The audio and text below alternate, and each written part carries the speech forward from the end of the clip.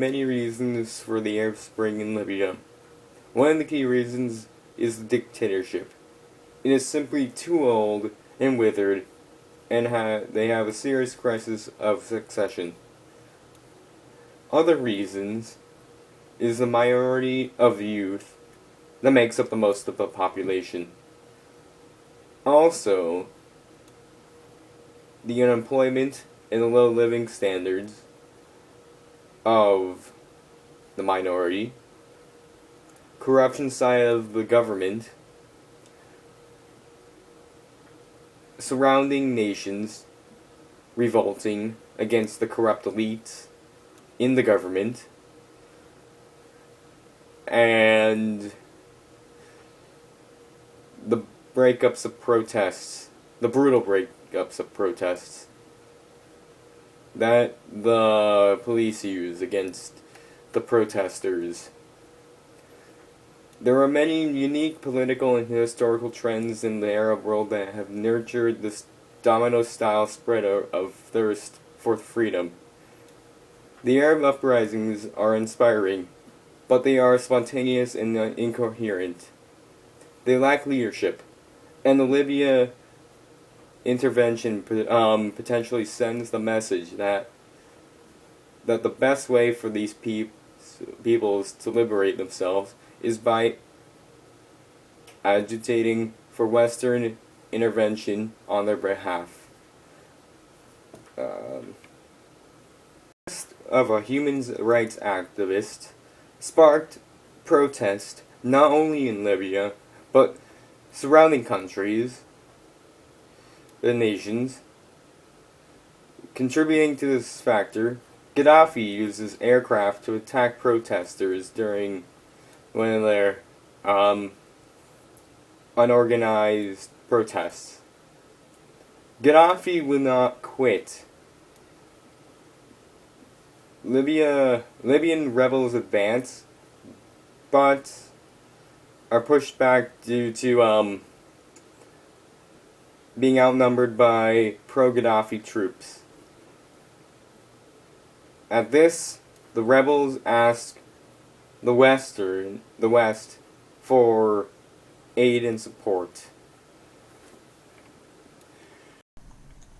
In other news, Muammar Gaddafi, Secretary General, Prime Minister, and ruthless dictatorial president of Libya, was assassinated. Muammar was considered to be one of the worst dictators of all time due to several things. Some of the worst things he did consisted of exiling all ethnic Italians and all Jews from Libya. He banned all who opposed him and made it a capital crime to create a political party. He also made it illegal to be homosexual or to have political conversations with foreigners.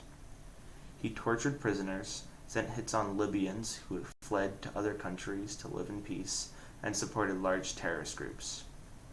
When someone broke the law, they would be jailed for several years.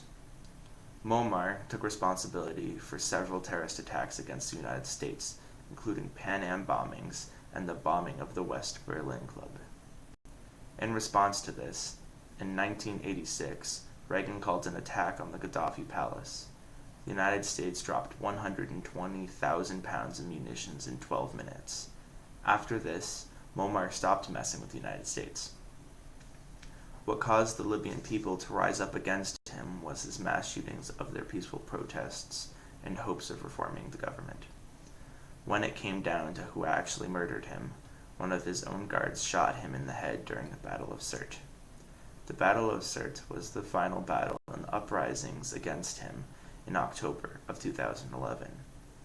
Muammar was shot in his leg and back by rebels as Sirte, his hometown, was being taken over by protesters.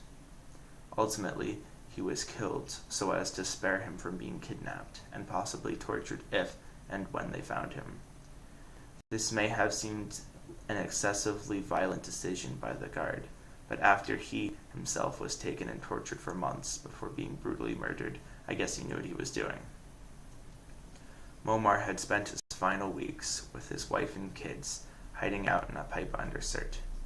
This was ironic that the self-proclaimed king among kings would have to spend his last days in conditions that were worse than he imposed on all of Libya.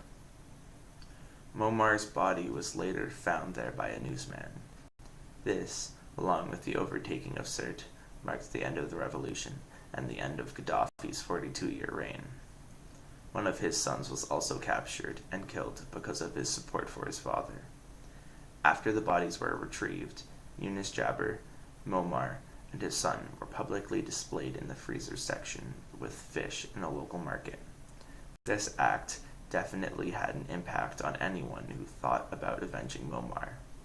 Overall, the Battle of Sirte lasted 1 month, and the whole revolution lasted about 8 months. Libya had taken back their country, and it was time for them to fix it. I'm here in Libya at one of their massive oil tanks. Back in March of 2011, Momar blew up a similar tank. The rebels retaliated with rockets and fully automatic weapons towards Momar. It was considered Libya's darkest day during the revolution. Momar did this in retaliation for foreign trade with his oil. Thanks. Back to you. Got that, Jack.